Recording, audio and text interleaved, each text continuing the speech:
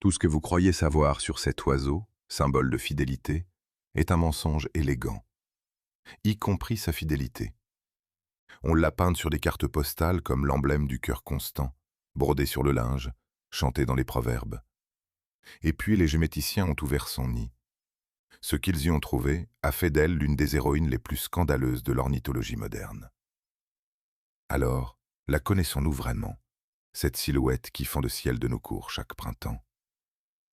Bienvenue sur Planète Animale. Aujourd'hui, nous ouvrons le dossier de l'hirondelle rustique, autrement dit, Hirundo rustica. Cette petite flèche à la gorge rousse qui a choisi, il y a des millénaires, de vivre sous nos toits. Restez jusqu'à la fin. À la moitié du film, je vous raconterai comment le plus grand savant de l'Antiquité s'est trompé sur cet oiseau, et comment le monde entier l'a cru pendant 2000 ans.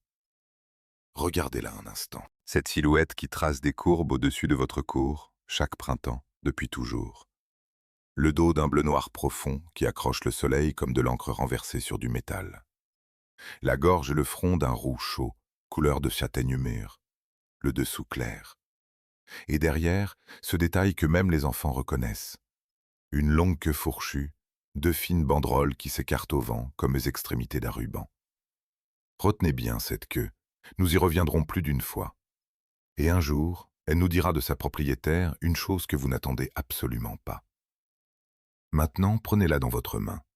En pensée, bien sûr, vous ne sentiriez presque rien. L'hirondelle rustique pèse environ 20 grammes. C'est le poids de 2 petites piles ou de quelques feuilles de papier. Une créature qui tiendrait au creux de votre paume, du poignet au bout des doigts. On dirait qu'un coup de vent l'emporterait sans laisser de traces. Son envergure atteint à peine plus de 30 centimètres, la largeur d'une feuille de bureau. Des ailes longues, étroites, recourbées vers l'arrière comme deux faucilles. Tout, dans ce corps, obéit à une seule loi, l'air. Des os creux et légers, une forme fuselée, une poitrine puissante. La nature a taillé cet oiseau pour le vol avec la même exigence qu'un ingénieur taille un planeur. Et voici ce qui m'a personnellement frappé. Cette créature minuscule, l'homme la connaît depuis plus longtemps et l'aime plus fort que presque tout autre. Pour les Grecs anciens, elle annonçait le printemps. Dans les campagnes d'autrefois, on la disait bénie, et détruire son nid passait pour une faute qui attirait le malheur. On la brodait sur les linges, on la citait dans les chansons et les dictons. Oiseau du bonheur, oiseau de la maison, oiseau du cœur fidèle. Si une hirondelle bâtissait son nid sous votre toit, disait-on, la chance suivait, et la famille connaissait la paix et la constance. Et c'est là que se noue toute notre histoire. Car la fidélité n'était pas un simple joli mot dont les poètes ont paré cet oiseau. C'était sa réputation officielle, tenue pendant des milliers d'années.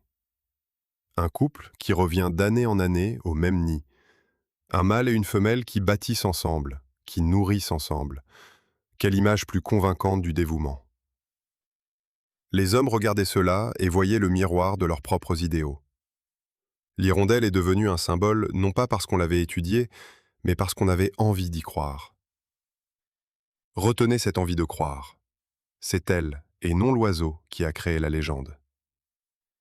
Puis sont venus les savants, avec leurs éprouvettes et leurs microscopes.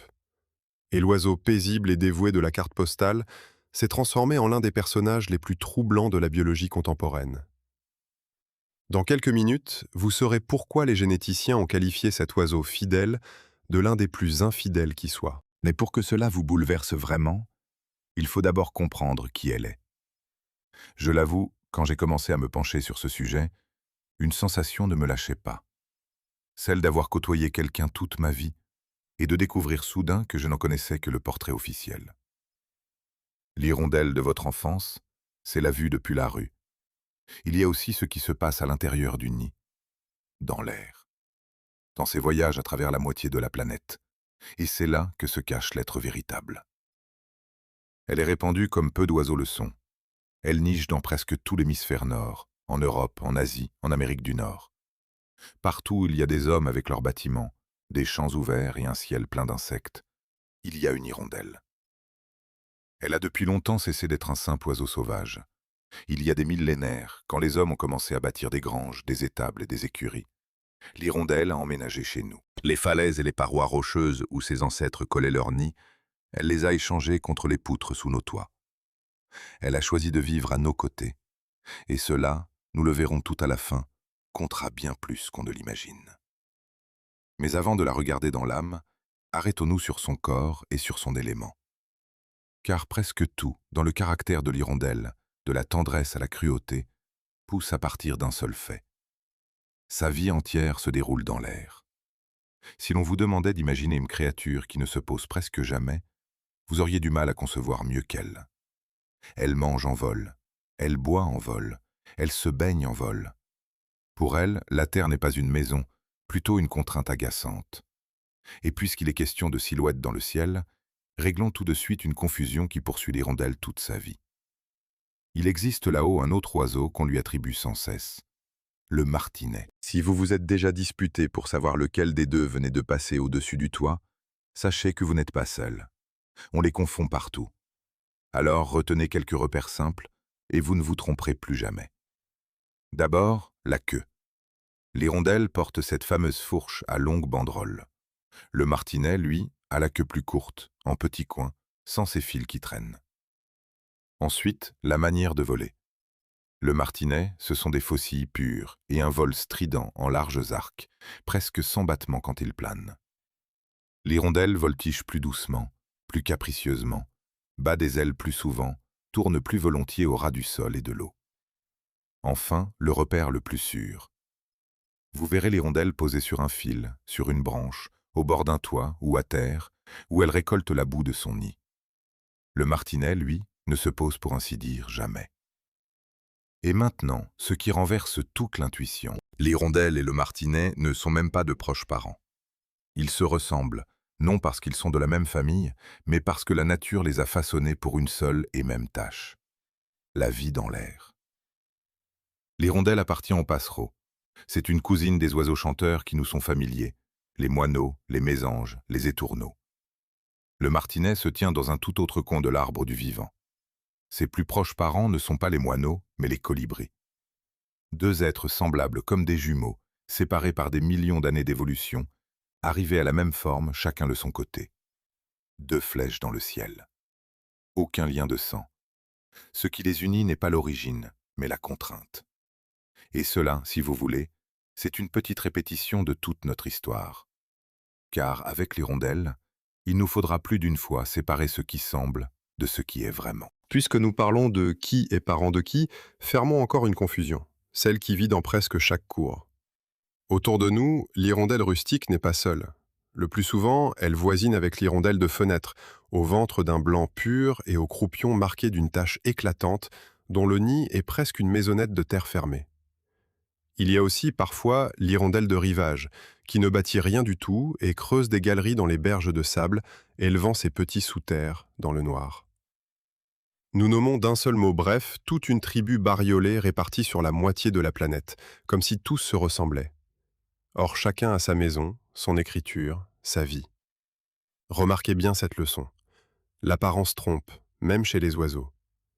Nous regardons deux traits dans le ciel et nous croyons voir des frères, quand se tiennent devant nous deux inconnus. Alors, maintenant que nous connaissons son visage, voyons de quoi elle est capable. Car sous cette apparence modeste se cache l'une des créatures volantes les plus abouties de la planète. Et pour comprendre comment un être de 20 grammes attrape en plein ciel une mouche qui, elle aussi, s'est esquivée, il va falloir entrer dans ce corps taillé pour l'air. Un moineau attrape environ un insecte par minute. L'hirondelle en attrape des centaines par jour, souvent de 6 à 800 lorsque le ciel est riche. Faites le calcul avec moi. Cela signifie, sur une seule journée d'été, presque un insecte capturé chaque minute de lumière. Non pas cueilli sur une feuille, non pas déniché dans l'herbe, saisi en plein vol, à pleine vitesse, sur une cible qui se débat. Un couple d'hirondelles au-dessus de votre jardin, c'est un chasseur d'insectes vivants, silencieux et gratuit, qui travaille du lever au coucher du soleil.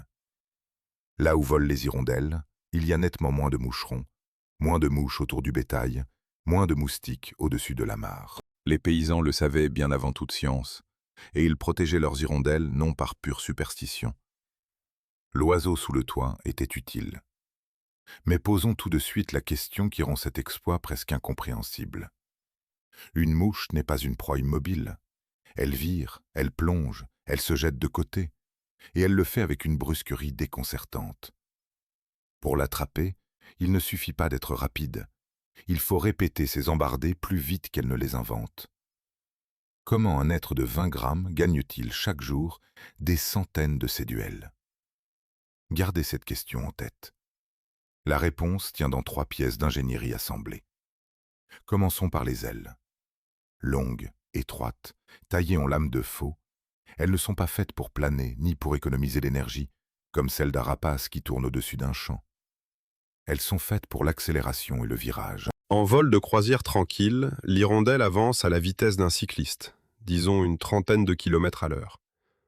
Mais quand elle fond sur une proie ou fuit un danger, elle double presque cette allure. Et jamais en ligne droite. Le plus stupéfiant dans son vol, ce n'est pas la vitesse, c'est le contrôle.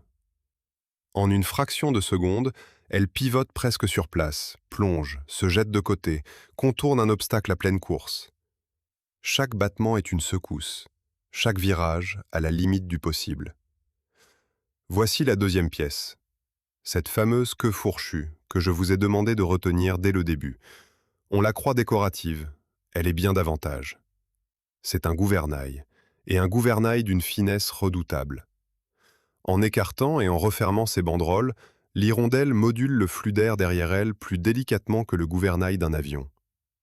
Elle déploie la queue en éventail et elle freine. Elle la referme et elle gagne en vitesse. Elle l'incline et elle s'engage dans un virage d'une précision qui reste hors de portée de tout autre oiseau de sa taille. Des demi-tours à angle droit lancés à pleine vitesse, des piquets qui se redressent à quelques centimètres de la surface. Voilà un premier usage de cette queue célèbre, bien avant celui que nous découvrirons plus tard. Et j'ajoute une chose qui devrait nous rendre humbles. Les ingénieurs qui conçoivent aujourd'hui les drones ne parviennent toujours pas à reproduire cette manœuvrabilité. Un objet de 20 grammes, façonné par le vivant, fait mieux que nos meilleurs appareils. Rappelez-vous cela la prochaine fois qu'une hirondelle passera en trombe devant vous. Voilà pour le corps. Mais le corps ne suffit pas. Pour s'inscrire dans de tels virages, encore faut-il voir très vite. Et c'est ici qu'apparaît la troisième pièce, la plus troublante, parce qu'elle nous est totalement étrangère. Où nous percevons un mouvement rapide, comme une traînée floue, l'œil et le cerveau de l'hirondelle ont le temps de le décomposer en instants séparés.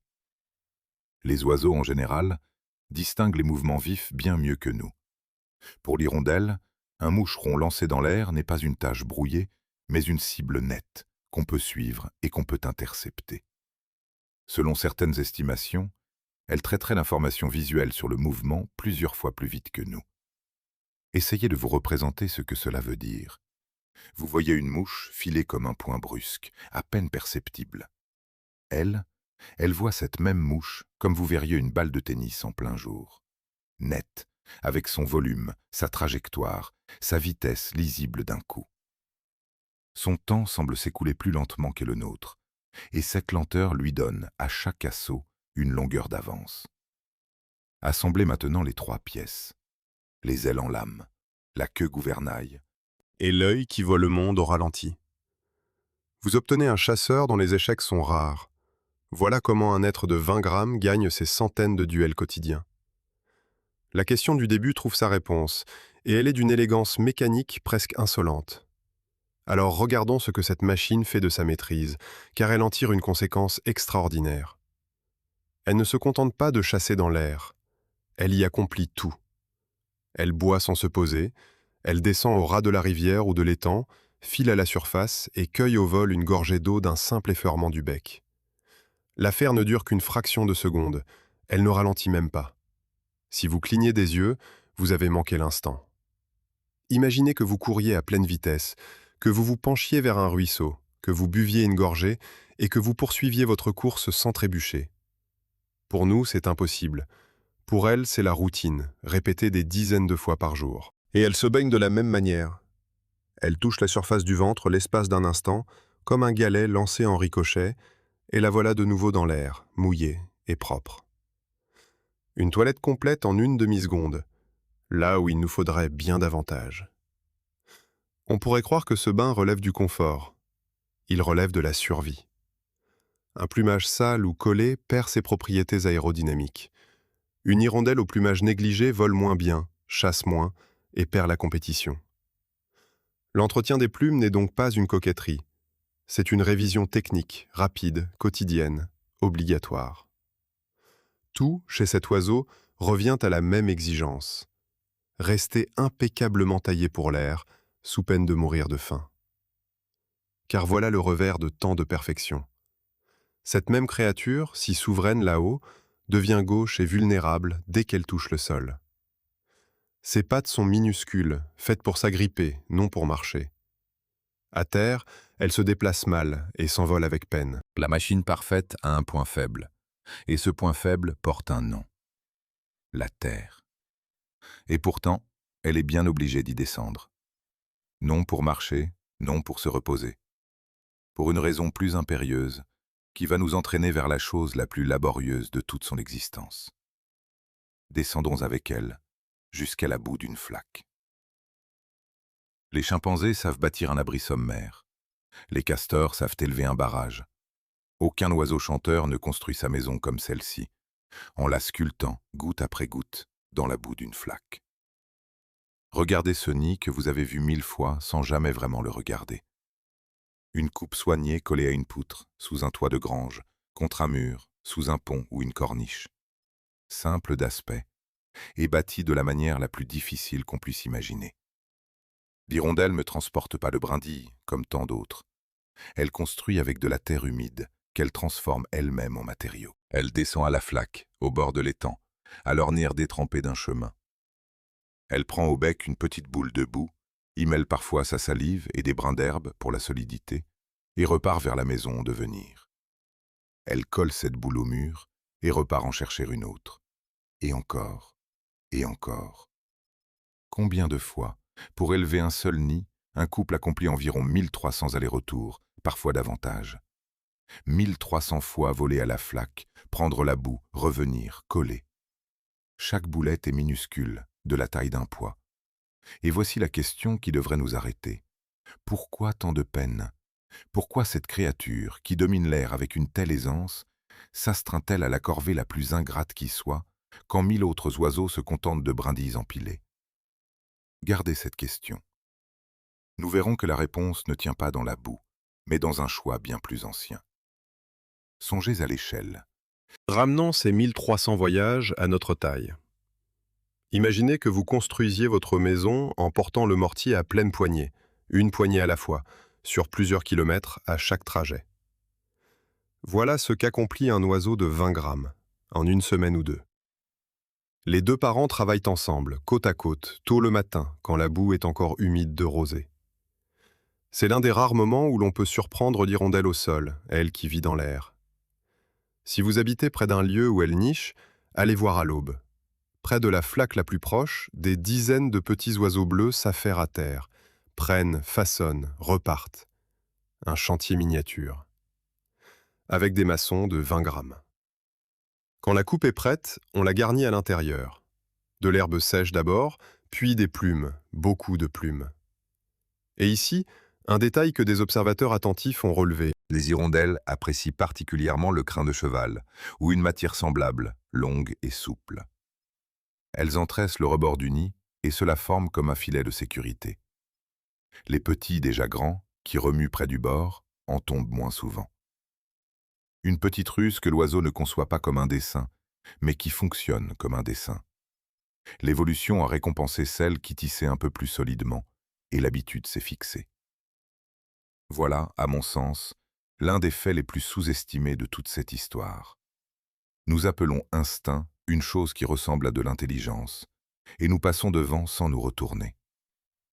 Mais si l'on construit une telle demeure au prix de 1000 voyages, ce n'est pas pour l'abandonner à la première brise.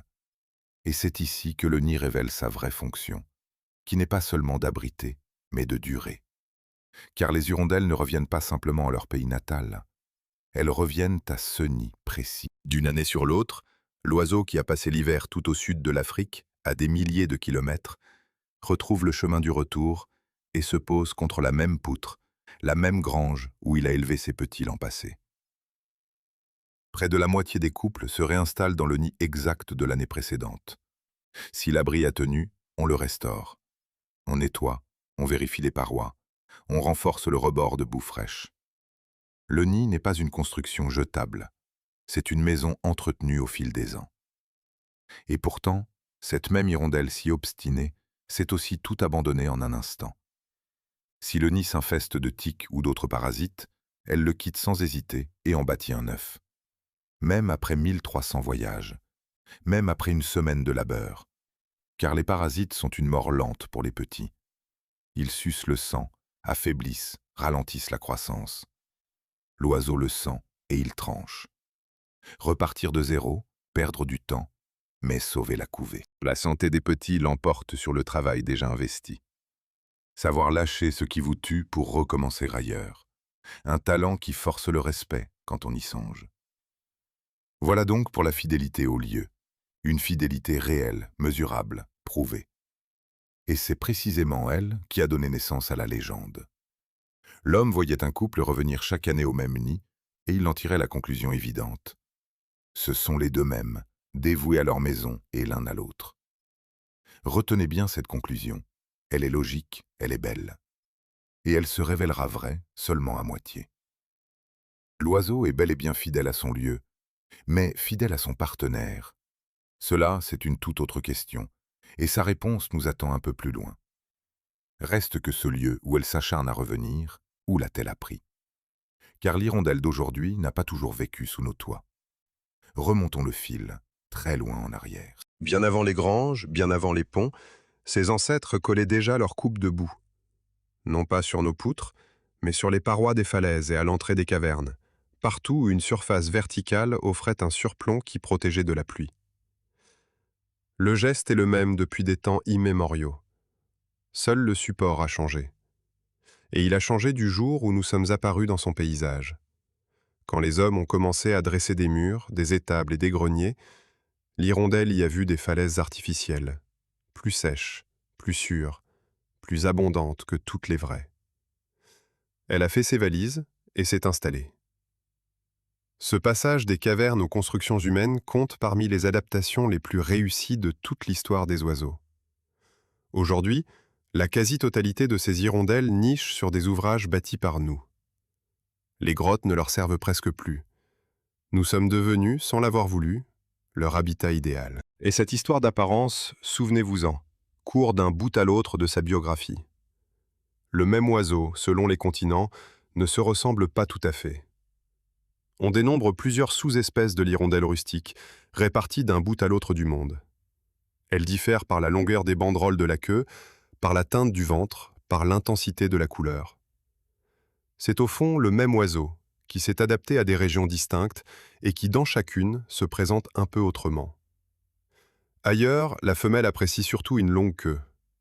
Ailleurs encore, un roux plus vif sur la poitrine. Nous nommons d'un mot ce qui est déjà, tranquillement, en train de se diviser. Car lorsque des populations séparées se mettent à préférer des beautés différentes, elles sculptent, génération après génération, des visages différents. L'évolution ne se fait pas seulement dans les fossiles et les grands cataclysmes. Elle se joue, en ce moment même, dans le regard qu'une femelle pose sur un prétendant. Et ce regard, justement, est bien plus exigeant qu'il n'y paraît. Car au moment de choisir le père de ses petits, la femelle ne s'en remet pas au hasard. Elle lit, elle évalue, elle déchiffre sur le corps du mâle des signaux dont nous ne soupçonnons pas même l'existence. Approchons-nous de cette scène de séduction. Elle a fait l'objet, il y a quelques décennies, d'une expérience qui allait bouleverser notre façon de comprendre la beauté animale. À la fin des années 80 du siècle dernier, un biologiste danois, Anders Möller, s'est posé une question toute simple et a monté une expérience qui allait entrer dans tous les manuels. Il travaillait sur les hirondelles rustiques et il voulait comprendre une seule chose. Pourquoi le mâle porte-t-il une queue aussi longue? Car chez les mâles, les banderoles sont en moyenne plus longues que chez les femelles. Un indice. Le signe que cette queue a quelque chose à voir avec le choix d'une partenaire. Müller a pris un groupe de mâles et a fait à leur queue ce que la nature n'avait pas prévu. À certains, il a soigneusement raccourci les banderoles. À d'autres, au contraire, il les a allongées, en collant des fragments de plumes prélevés sur d'autres oiseaux.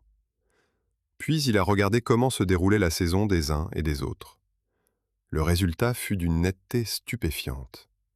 Les mâles à la queue artificiellement rallongée trouvaient une partenaire plus vite que tous les autres. On les choisissait plus volontiers. Leur nidification commençait plus tôt et ils obtenaient en moyenne davantage de descendance sur la saison. Les mâles aux banderoles écourtées, eux, restaient célibataires plus longtemps, et certaines femelles n'en voulaient tout simplement pas. La longueur d'une queue décidait d'un destin amoureux. Mais pourquoi? Qu'y a-t-il dans une longue queue qui vaille qu'une femelle lui sacrifie sa préférence?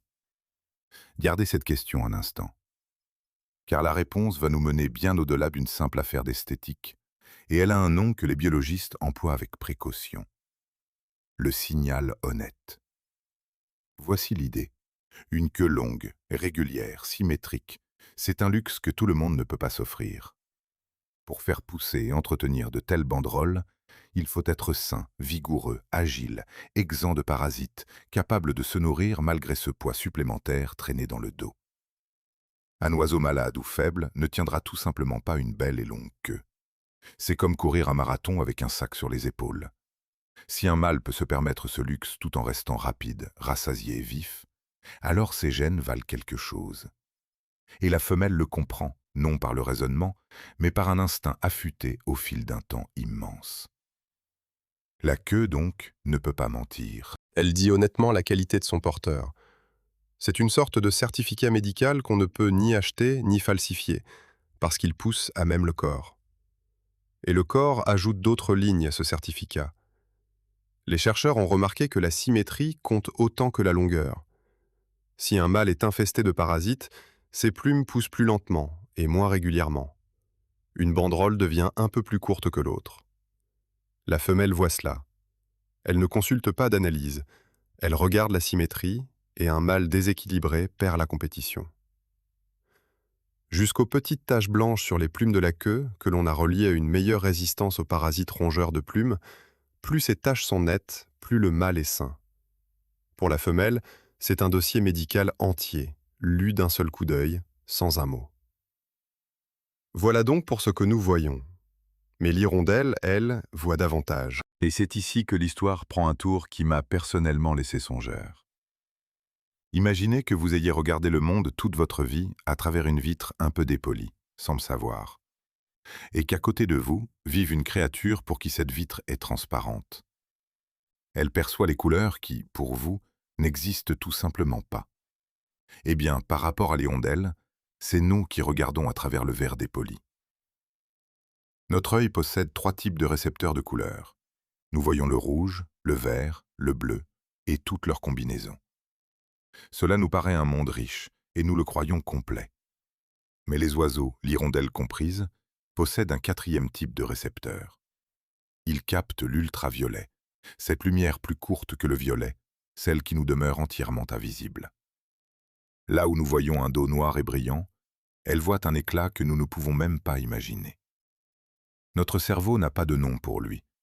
Et voici pourquoi cela compte dans notre histoire. Quand la femelle évalue un prétendant, son plumage sombre brille dans l'ultraviolet d'une manière particulière, et l'intensité de cet éclat parle, elle aussi, honnêtement de son état. Plus l'oiseau est sain, mieux nourri, mieux entretenu, plus ce rayonnement est fort.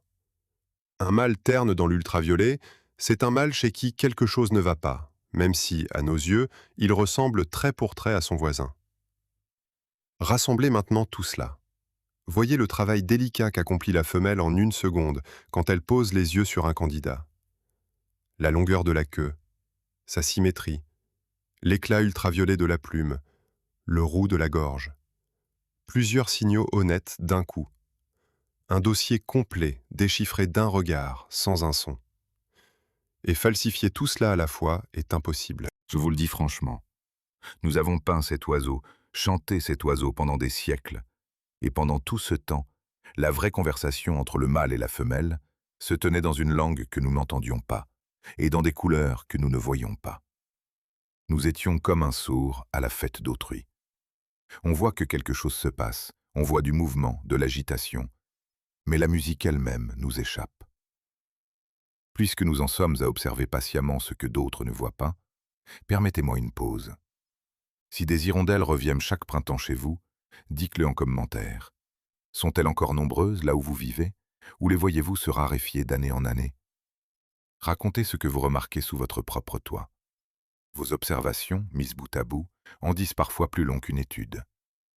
Et puisque nous parlons de ce que l'œil met du temps à comprendre, souvenez-vous. Au début du film, je vous ai promis l'histoire du plus grand savant de l'Antiquité, qui s'est trompé sur cet oiseau et que le monde entier a cru pendant 2000 ans. La voici. Elle commence par une observation juste et une conclusion absurde. Pendant des siècles, chaque automne, les hommes voyaient la même chose. En été, les hirondelles sont partout. À l'approche du froid, elles disparaissent d'un coup, comme dissoutes dans l'air. Où passent-elles? L'idée qu'un si petit oiseau franchisse des milliers de kilomètres pour gagner une autre partie du monde paraissait, à l'époque, bien plus folle que n'importe quelle autre. Alors un homme a proposé une explication. Un homme qu'on nomme le père de l'histoire naturelle, le philosophe grec Aristote. Il vivait il y a près de 2400 ans, et c'était un observateur d'une acuité rare. Il a remarqué ce que tout le monde remarquait. Puis il a conclu que les hirondelles, l'hiver venu, se cachaient et tombaient en léthargie. Qu'elles se blottissaient dans un creux d'arbre, dans une fente de rocher, perdaient leurs plumes et patientaient, engourdies, jusqu'au printemps. Cela peut nous faire sourire, mais réfléchissez une seconde. Certains animaux hibernent pour de bon. Pourquoi pas un oiseau? L'erreur d'Aristote n'était pas de la sottise. C'était une hypothèse raisonnable, faute de données. Et nous verrons bientôt jusqu'où cette erreur a pu voyager, et par quel geste minuscule, 2 millénaires plus tard, elle s'est enfin effondrée. Un ornithologue s'approche d'un nid qu'il surveille depuis des semaines. Il connaît cette couvée. Quelques petits nés il y a peu de jours, aveugles, presque nus. Il se penche, et il les trouve morts. Pas un rapace, pas un chat, pas un accident. Le coupable, il finira par le comprendre, est un autre oiseau. Une hirondelle mâle a délibérément anéanti la nichée. Longtemps, cela a paru dénué de sens. Quel profit un être vivant peut-il tirer de la mort des petits de sa propre espèce? On dirait du mal à l'état pur, une panne, un grain de sable dans la machine. Et pourtant, quand les biologistes ont suivi qui faisait cela, et ce qui se passait ensuite, l'absurde s'est mué en un calcul glacé. Mais je vous demande une chose, ne vous hâtez pas de juger. Car derrière cette histoire, la plus sombre de toute la vie de l'hirondelle, se cache la même logique que celle qui décide de la longueur d'une queue. Et pour la comprendre, il faut d'abord ouvrir un nid en apparence exemplaire. Non plus avec les yeux, mais au niveau du sang. Jusque dans les années 80 du siècle dernier, l'ornithologie croyait à une image simple et jolie. La plupart des petits passereaux, et l'hirondelle parmi eux, passaient pour des modèles de fidélité conjugale. Un mâle, une femelle, un couple qui bâtit, couve et nourrit ensemble. Vous voyez 2 parents dévoués auprès du nid? Alors vous avez sous les yeux une famille fidèle, et tous les petits de la coupe sont leurs enfants communs. Cela semblait si évident que presque personne ne songeait à le vérifier. À quoi bon vérifier ce qui saute aux yeux? Puis est apparue une technique capable de voir là où le regard ne porte pas. L'analyse de l'ADN. Les chercheurs ont appris à prélever sur les petits un minuscule échantillon et à déterminer qui étaient leurs vrais parents. Non pas ceux qui nourrissent près du nid, mais ceux dont l'oisillon porte réellement les gènes.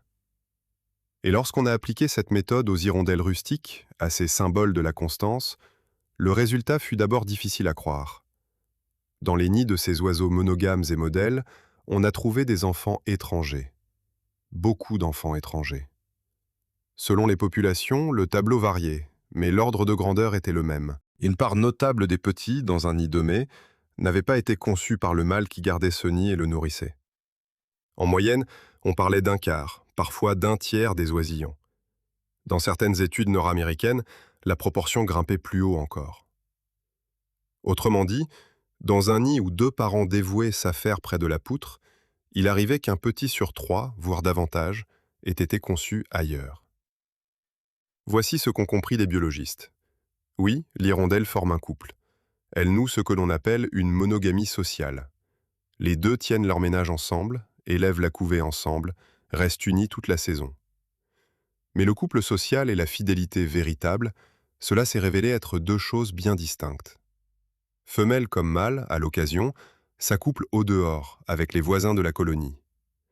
Le mâle qui garde le nid nourrit des petits dont une partie n'est pas la sienne. Et ses propres enfants, au même moment, peuvent grandir dans le nid d'à côté, aux frais d'un autre.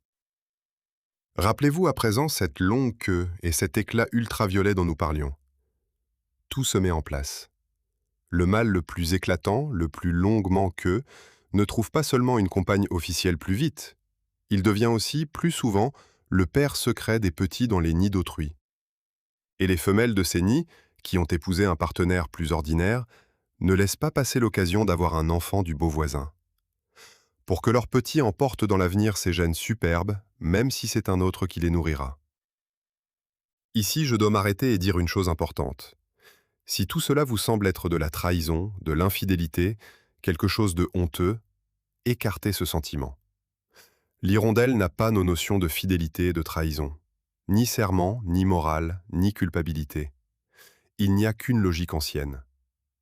Se perpétue celui qui laisse le plus de descendants sains.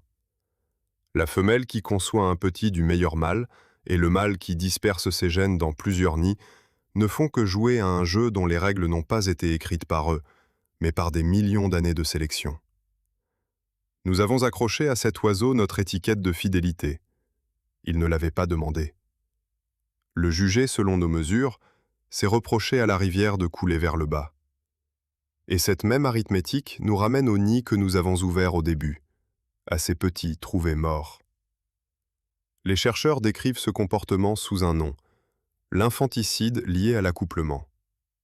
Voici comment ils l'interprètent. Le coupable est le plus souvent un mâle resté sans compagne, à qui la saison n'a laissé aucune chance de descendance. Pour l'évolution, ce mâle est au bord de l'échec, ses gènes sur le point de sortir du jeu. Il trouve un nid où une femelle vient d'élever des petits d'un autre, et il détruit la nichée. Pourquoi? Parce que, tant qu'elle nourrit, la femelle n'est pas prête à un nouvel accouplement. Mais si la couvée disparaît soudain, son organisme se réorganise. La saison n'est pas finie. Et le mâle qui a effacé les enfants d'autrui a de bonnes chances de devenir le père de ceux qu'elle élèvera à la place. Monstrueux pour nous. Pour l'évolution, une manière de plus de ne pas quitter la partie. Je ne prétendrai pas qu'il m'est facile d'en parler. La première fois que j'ai lu ce mécanisme, ma réaction fut le dégoût. Ce n'est qu'ensuite, après avoir compris, que j'ai vu ce qu'était ce dégoût. Ma mesure d'humain, appliquée à une créature qui ne connaît pas la mesure. Sous les belles banderoles et le doux gazouillis se cache non pas une âme cruelle, mais un programme de survie aveugle, ancien, terriblement puissant. Le même qui meut tout ce qui vit, nous compris. Simplement, nous avons appris à en avoir honte. Mais il serait injuste de quitter la colonie sur cette seule noirceur. Car la même promiscuité qui engendre les rivalités engendre aussi son contraire, une véritable bravoure. Lorsqu'un rapace paraît au-dessus des nids, un épervier, un faucon, une corneille, les hirondelles ne se dispersent pas de terreur. Elles attaquent, toutes ensemble. Elles s'élèvent et fondent sur un prédateur qui peut peser 10 fois, 100 fois le poids de chacune d'elles. Elles piquent sur lui en criant, le frôlent, reviennent encore et encore sans le laisser se concentrer. Un être de 20 grammes se jette sur l'épervier, et l'épervier, le plus souvent, ne supporte pas cette audace têtue et s'en va. L'hirondelle est trop rapide pour qu'il l'attrape, et trop obstinée pour qu'il l'ignore. Ce qui me touche dans cette scène, c'est ceci.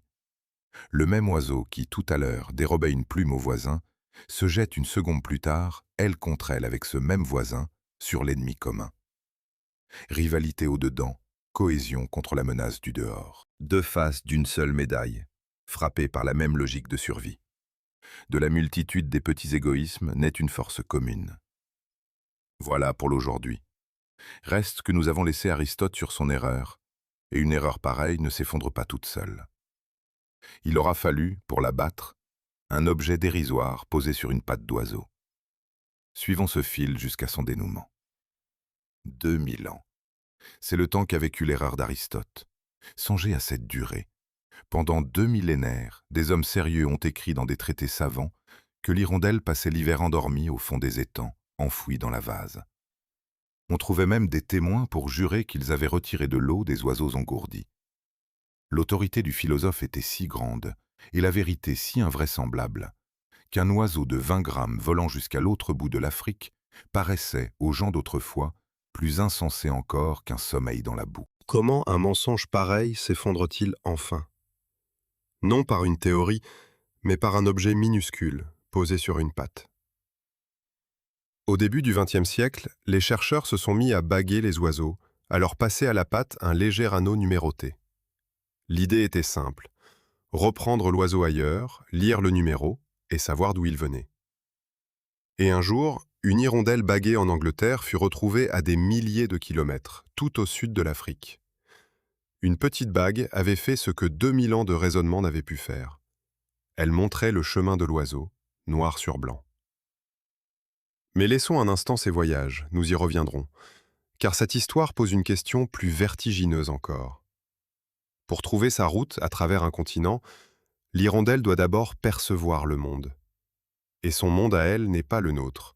Il est, à la lettre, plus vaste. Voici le fait qui devrait nous rendre modestes. Là où nous voyons un mouvement rapide comme une traînée, elle voit une cible nette. Là où nous voyons un plumage noir, elle voit un incendie de couleur. Nous avons regardé cet oiseau pendant des siècles en croyant le voir. Nous n'en percevions qu'une fraction, la plus grossière. Reprenons dans l'ordre. Notre œil dispose de 3 types de récepteurs de couleurs, nous l'avons dit. Un monde de rouge, de vert, de bleu, qui nous semble complet. Mais l'hirondelle en possède un 4e, sensible à l'ultraviolet. Et cela ne change pas seulement une teinte, cela ajoute une dimension entière à sa vision, un pan du spectre auquel nous n'avons aucun accès. Imaginez qu'à un piano à 3 touches, on ajoute soudain une 4e corde, tout un registre de sons que vous n'aviez jamais entendus. Voilà, à peu près, l'écart entre son regard et le vôtre. Que fait-elle de ce registre supplémentaire? Tout, ou presque. Le plumage d'un partenaire, la fraîcheur d'une plume, l'éclat d'une gorge, tout cela porte, dans l'ultraviolet, des nuances que nous ignorons. Le monde de l'hirondelle est plus lumineux que le nôtre d'une couleur entière. Et dans notre langue, il n'existe même pas de mot pour la nommer. Mais la couleur n'est qu'une moitié de son avantage. L'autre moitié tient au temps. Réfléchissez à ce que signifie chasser une mouche. La proie vire, plonge, se dérobe. Pour la saisir, il faut voir chacun de ces écarts distinctement au moment où il se produit et non fondu dans un flou. Le cerveau de l'hirondelle rafraîchit l'image du monde bien plus vite que le nôtre. Selon certaines estimations, plusieurs fois plus vite. Ce que nous percevons comme un éclair, elle le décompose en instants séparés. Traduisons cela dans votre quotidien. Vous regardez la télévision et l'image vous paraît fluide, continue. Pour un œil assez rapide, ce même écran ne serait qu'une succession de photographies fixes, une par une. Eh bien, la mouche que vous voyez filer comme un point brusque, l'hirondelle la voit avancer posément, comme vous verriez marcher un promeneur. Son temps s'écoule au ralenti par rapport au nôtre, et dans cette lenteur, il y a toute la marge dont elle a besoin pour ne presque jamais manquer sa cible. Voilà qui explique enfin l'exploit. Une créature de 20 grammes gagne ses duels non par miracle, mais parce qu'elle habite un monde plus riche en couleurs et plus lent en mouvement que celui que nous croyons partager avec elle. Et je dois vous avouer ce qui, à titre personnel, me trouble le plus dans tout cela. Ce n'est pas la performance, c'est l'humilité qu'elle m'impose. Nous avons l'habitude de nous placer au sommet du vivant, de mesurer toute chose à notre perception. Or, il vole, au-dessus de nos cours, un être dont les sens débordent les nôtres de tous côtés. Nous étions persuadés de voir le monde. Nous n'en voyons qu'une version rétrécie. Faut-il pour autant lui prêter une conscience, une pensée semblable à la nôtre? Ici, la prudence s'impose, et la science avance à pas comptés. Nous savons décrire ce que capte son œil, mesurer la vitesse de son traitement visuel, cartographier ses récepteurs. Mais ce que c'est, de l'intérieur, que d'être une hirondelle, ce que devient une couleur qui n'a pas de nom une fois entrée dans ce petit cerveau, cela nous échappe entièrement. Les chercheurs peuvent dire ce que l'oiseau perçoit, Il se garde bien de dire ce qu'il ressent. Et il n'y a pas que la vue. Songez à ce que suppose la vie qu'elle mène. Ajuster un virage à angle droit à pleine vitesse exige un sens de l'équilibre et de la position du corps dans l'espace d'une finesse extrême. Percevoir le vent, sa direction, ses turbulences, lire l'air comme nous lisons un relief, tout cela fait partie de son expérience ordinaire et nous n'en avons pas la moindre intuition. Nous nous représentons son vol comme une prouesse spectaculaire. Pour elle, c'est un dialogue permanent et silencieux avec un élément que nous ne faisons que traverser. Rappelez-vous cette idée simple, car elle vaut bien au-delà de l'hirondelle. Ne croyez pas connaître une créature parce que vous la voyez de vos yeux. Vos yeux ne sont qu'un instrument parmi d'autres, et de loin pas le plus fin. Nous étions comme un visiteur qui juge une pièce de musique en lisant que la partition, sans jamais l'entendre jouer. Il y a pourtant un domaine où cette perception hors du commun se met tout entière au service d'une seule tâche, la plus démesurée de sa vie. Retrouver un point précis sur la carte du monde après avoir traversé un océan de sable. Suivons-la sur cette route, celle qui a coûté 2000 ans à l'humanité pour être seulement devinée. Sur le bras d'un vieux marin, une hirondelle tatouée à l'encre bleue. Elle n'est pas là par hasard, ni par goût du joli. Selon une tradition ancienne des gens de mer, une hirondelle sur la peau signifiait que son porteur avait franchi 5000 milles marins. Une seconde hirondelle, et c'était 10 000. Un carnet de route gravé à même la chair. Et le choix de cet oiseau-là, précisément, n'était pas fortuit. Car l'hirondelle est celle qui revient toujours, celle qui, partie au bout du monde, retrouve sa maison. On croyait même, disait-on, que si le marin périssait en mer, l'hirondelle de sa peau emporterait son âme jusqu'au rivage. Voilà qui devrait nous arrêter. D'où vient qu'un si petit oiseau porte, chez tant de peuples, une charge de sens aussi lourde? Pourquoi lui plutôt que le pigeon, le corbeau ou la mouette? Gardez la question. La réponse tient dans une rencontre très ancienne entre deux espèces, la nôtre et la sienne, et dans un service rendu que nous avons oublié. Reprenons au commencement. Bien avant les marins, l'hirondelle habitait déjà l'imaginaire des anciens. Pour les Grecs, elle annonçait le printemps, et sa venue marquait le retour de la belle saison mieux qu'aucun calendrier. On la liait aux forces de la vie qui renaît. La tuer passait pour un mauvais présage, un geste qui appelait le malheur. Dans les campagnes d'Europe, longtemps, on l'a tenue pour un oiseau béni, et détruire son nid comptait parmi les fautes qu'on évitait par crainte autant que par respect. Dans plusieurs pays, elle est devenue oiseau national, emblème du renouveau et de l'espérance. Là-bas, voir la première hirondelle, ce n'est pas une métaphore. C'est savoir, très concrètement, que l'hiver a rendu les armes. Une tradition chrétienne raconte même que l'hirondelle aurait tenté d'ôter les épines de la couronne du Christ, et que sa gorge en serait restée teintée de rouge. Légende, bien sûr, mais une légende dit toujours quelque chose de vrai sur ceux qui la racontent. Et ce que celle-ci dit, c'est que l'homme a voulu voir dans cet oiseau une compassion, une bonté, une proximité qu'il ne prêtait pas à n'importe quelle bête. Pourquoi cette tendresse? Pourquoi tant d'égards pour 20 grammes de plumes? Parce que, longtemps avant d'en faire un symbole, les hommes en avaient fait un voisin utile. Souvenez-vous du chasseur d'insectes infatigable que nous avons décrit. Là où nichaient les hirondelles, il y avait moins de mouches autour des bêtes, moins de moucherons au-dessus des mares, moins de piqûres les soirs d'été. Le paysan qui protégeait ces hirondelles ne cédait pas seulement à la superstition. Il défendait un allié silencieux, installé sous sa poutre, qui travaillait pour lui du matin au soir sans rien réclamer. La croyance et l'intérêt marchaient main dans la main. On disait sacré ce qui était, aussi, profitable. Et cette alliance a laissé sa trace jusque dans notre langue. Il est une phrase que vous avez entendue 1000 fois, sans en connaître l'origine. Une hirondelle ne fait pas le printemps. Un seul signe ne suffit pas à conclure, un seul indice ne prouve rien de général. Or, savez-vous d'où vient ce dicton? De ce même Aristote que nous avons croisé plus tôt, dans un livre où il traite non des oiseaux, mais de la morale et du bonheur.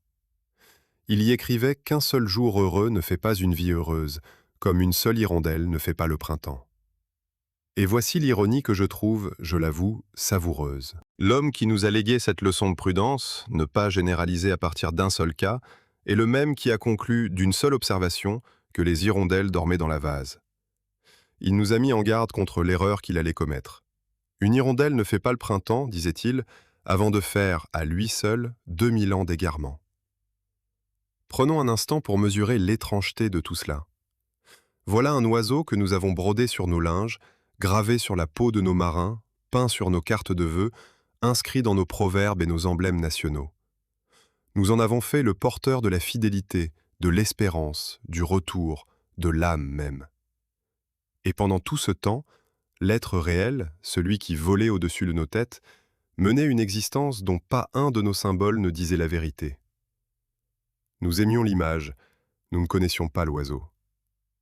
Ce qui me frappe quand je repense à ce long malentendu, c'est ceci. Nous n'avons pas inventé ces symboles par mensonge, nous les avons inventés par besoin. L'homme a toujours eu soif de lire, dans le vivant qui l'entoure, ses propres espérances. Il lui fallait un oiseau du retour, alors il a fait de l'hirondelle cet oiseau-là. Il lui fallait un signe que la vie recommence, alors la première hirondelle est devenue ce signe. Nous n'avons pas décrit hirondelle, nous nous sommes servis d'elle comme d'un miroir. Et remarquez bien la générosité presque de cet oiseau. Il n'a jamais protesté.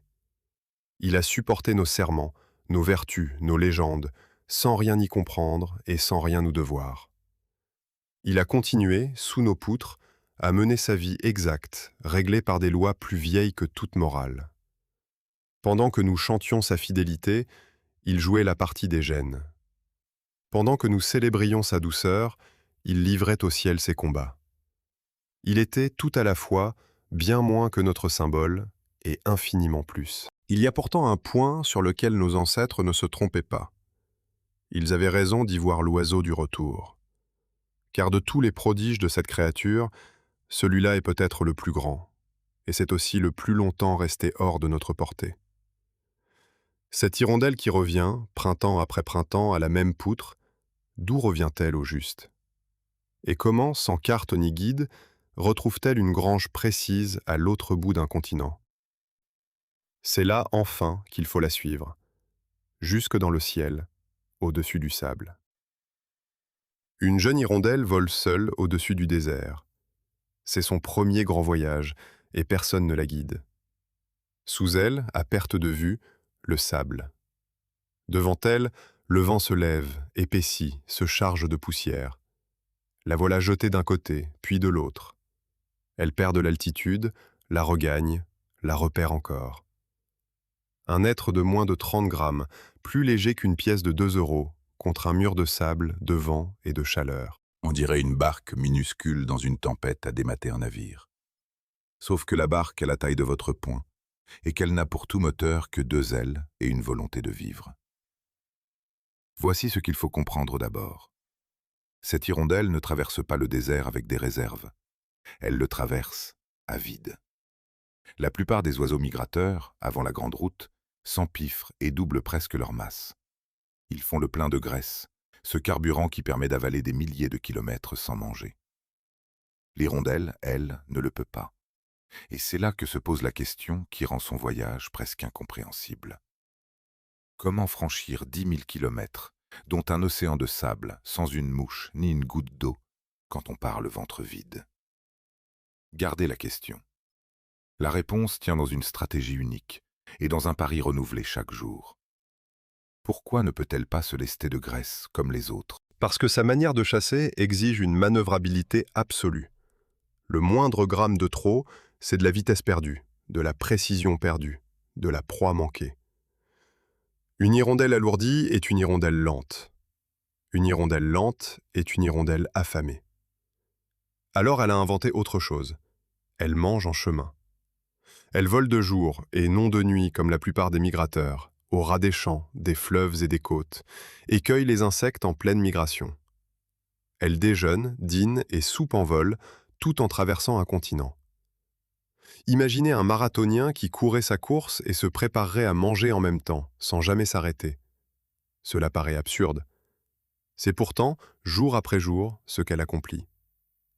Cette stratégie est géniale tant qu'il y a des insectes sur la route. Au-dessus des champs verts d'Europe, elle fonctionne à merveille.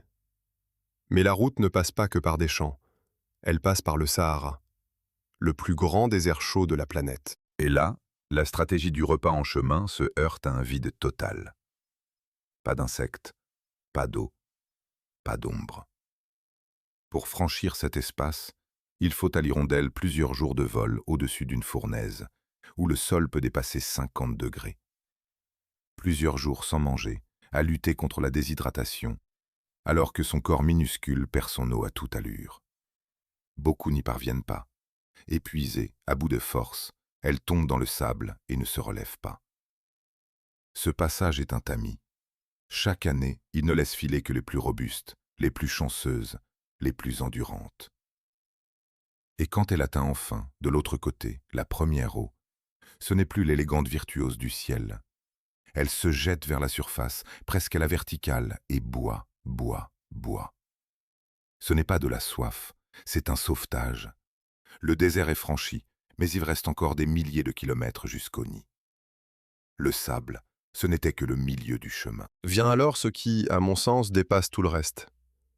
Comment une jeune hirondelle, qui n'a jamais vu l'Afrique et que personne ne conduit, trouve-t-elle sa route? Longtemps, cela a semblé relever de la magie. Aujourd'hui, nous savons qu'elle porte en elle non pas un, mais plusieurs instruments de navigation qui travaillent ensemble. Le premier est une boussole.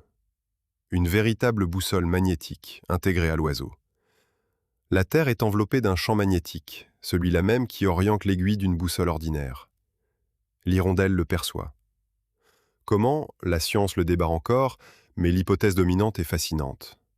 Certaines substances, dans l'œil de l'oiseau, réagiraient différemment à la lumière selon l'orientation des lignes magnétiques. Autrement dit, l'oiseau verrait peut-être, littéralement, le champ terrestre comme un motif discret posé sur l'image du monde. Je précise bien, c'est une piste sérieuse, pas une certitude. Mais l'idée, à elle seule, donne le vertige. Le deuxième instrument est céleste. L'hirondelle, comme bien des migrateurs, s'oriente au soleil le jour, en tenant compte de l'heure, et compose avec les repères du ciel. Le troisième, le plus étonnant, est un héritage.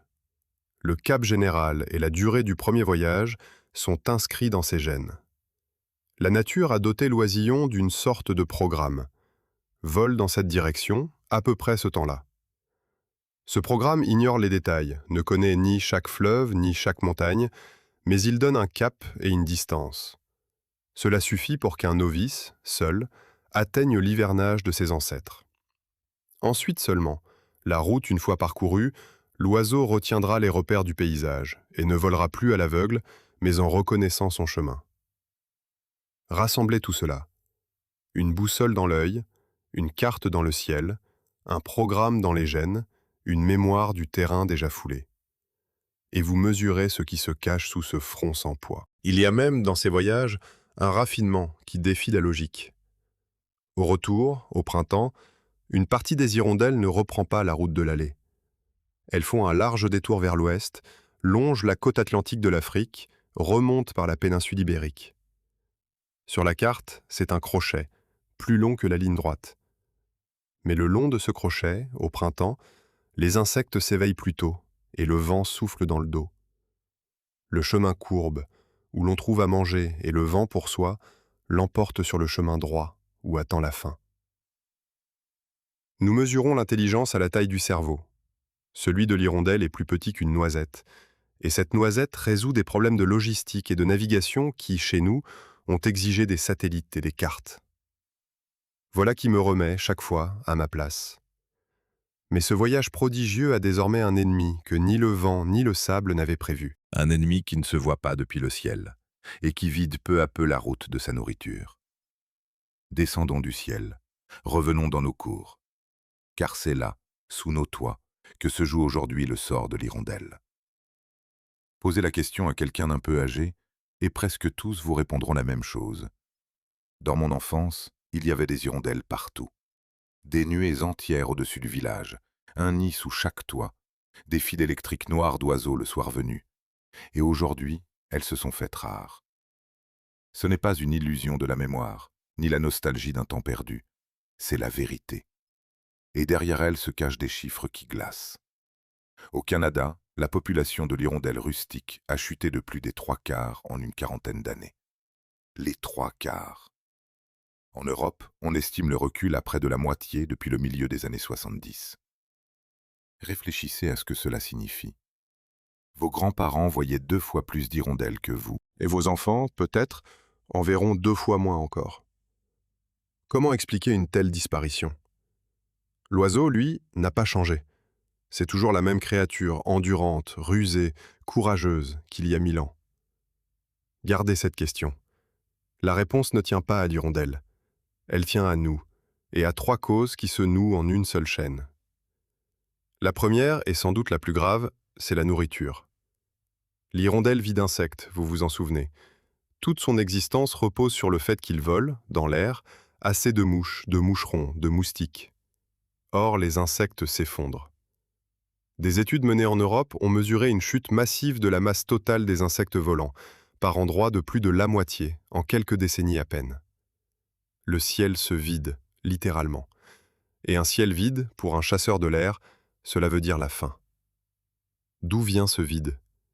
En grande partie, des pesticides. C'est leur fonction même, tuer les insectes. On les répand sur les champs pour protéger les récoltes, et l'on détruit du même geste la table de l'hirondelle. Ces produits ne trient pas entre le ravageur et la mouche inoffensive. Ils fauchent tout ce qui vole dans le rayon traité. Moins d'insectes, moins de quoi nourrir les petits. Les petits meurent, la population baisse. Une logique simple et implacable, et nous en sommes les auteurs. Le ciel n'est pas vide par malchance. Nous l'avons vidé. La deuxième cause, c'est la disparition des lieux où nicher et où chasser. L'hirondelle a vécu des millénaires auprès de l'homme, de ses granges, de ses étables, de son bétail. Où il y a des vaches et des chevaux, il y a du fumier, des nuées de mouches, un festin pour l'oiseau et de commodes poutres pour son nid. Mais les petites fermes à bétail se font rares.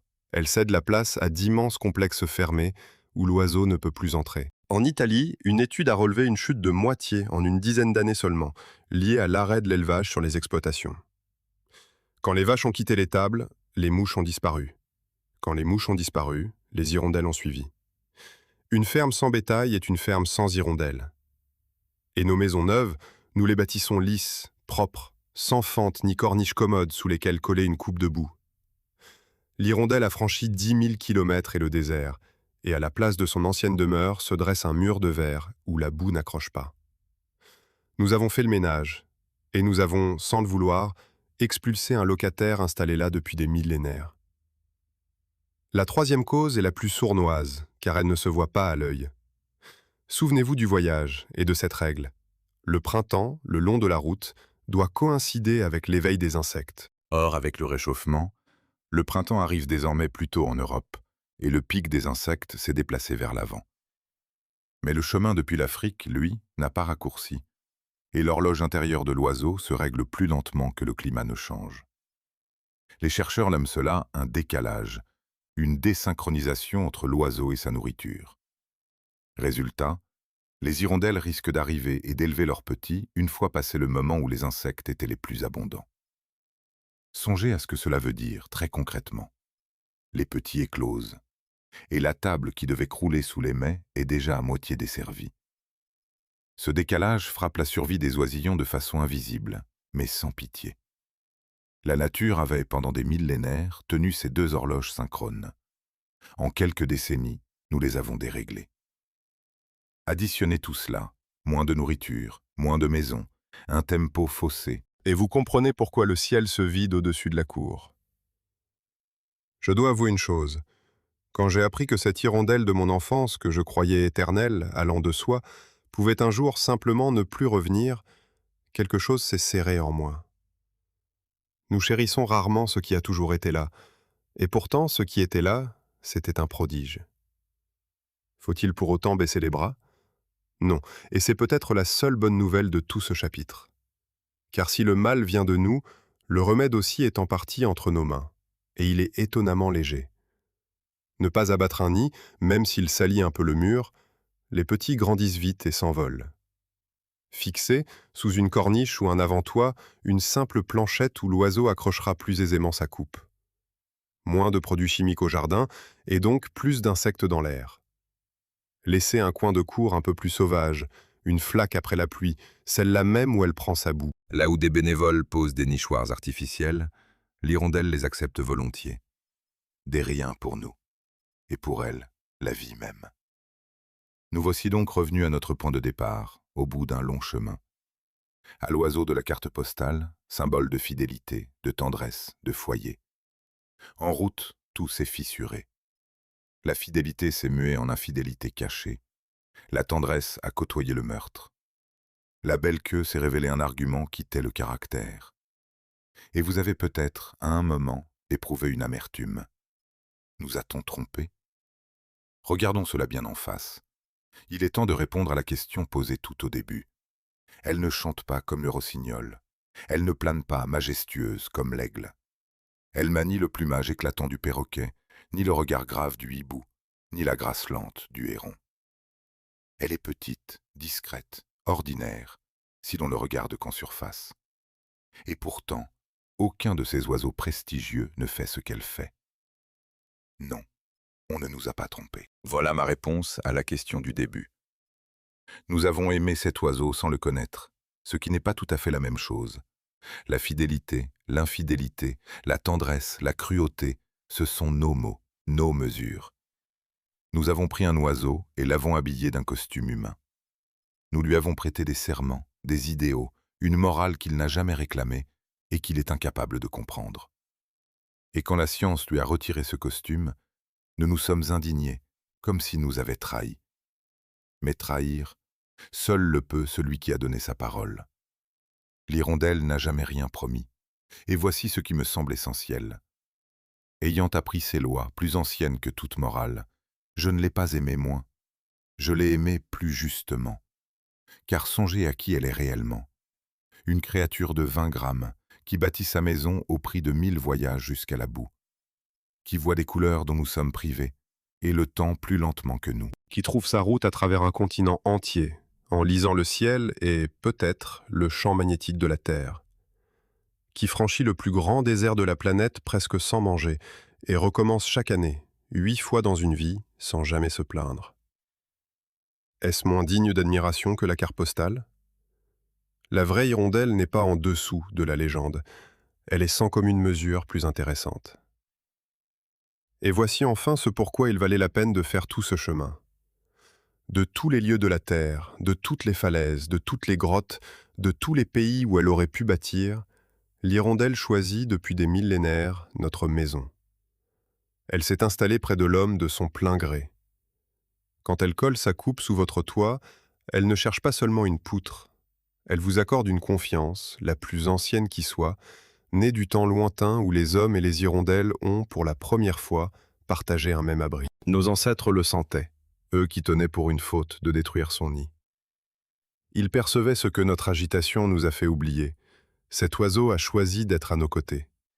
Et maintenant que son ciel se vide, le choix, à son tour, nous revient. Lui répondrons-nous ou non?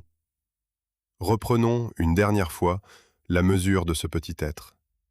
Son plumage se répare en une demi-seconde, d'un simple effleurement de l'eau. Son œil décompose le vol d'une mouche que le nôtre ne voit que flou. Ses gènes portent une carte d'un continent qu'elle n'a jamais vu. 20 grammes, 2 ailes, un cap. Elle n'est ni fidèle ni infidèle. Elle n'est ni tendre ni cruelle. Elle est tout simplement exacte. Alors, ce printemps, si une flèche sombre à la gorge rousse vient à filer au-dessus de votre cour, ne la prenez pas pour un simple signe de la belle saison. Arrêtez-vous une seconde, regardez-la autrement.